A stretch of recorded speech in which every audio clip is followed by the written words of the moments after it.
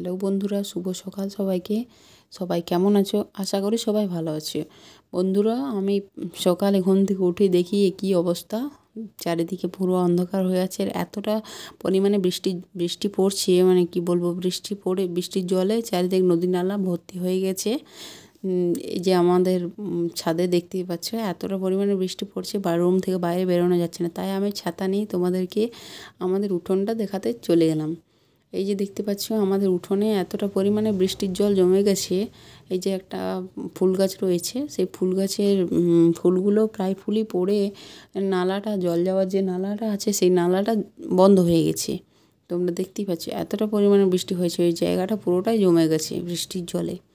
গাছটাও কী দারুণ দেখাচ্ছিল বৃষ্টিতে, তোমরা দেখতেই পাচ্ছ। তারপর চলে এলাম তোমাদেরকে এই যে দেখাতে, দেখিয়ে তোমাদের ওখানে কোথায় কোথায় বৃষ্টি হচ্ছে সেটা অবশ্যই আমাকে জানিও। আর কারা কারা বৃষ্টি পছন্দ করো সেটাও আমাকে অবশ্যই জানিও। এই যে চারিপাশটা পুরোটাই এতটাই অন্ধকার ছিল, তোমাদেরকে কী আর বলবো। রুমের যে দরজাটা ছিল বাইরে বেরোতেই পারছিলাম না।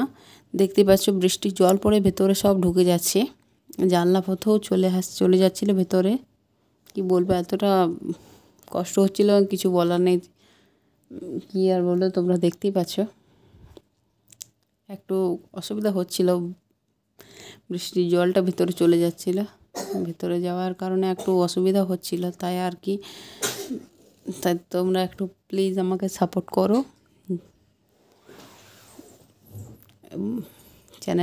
চ্যানেলটাকে একটু সাবস্ক্রাইব করে দিও।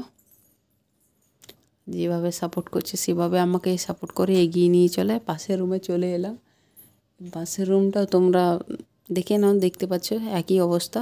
এতটা পরিমাণে বৃষ্টি হয়েছে যে দরজার যে রঙগুলো সেগুলো মানে প্রায় উঠে গেছে। দেখা হচ্ছে আমার নেক্সট ভিডিওতে। ধন্যবাদ সবাইকে।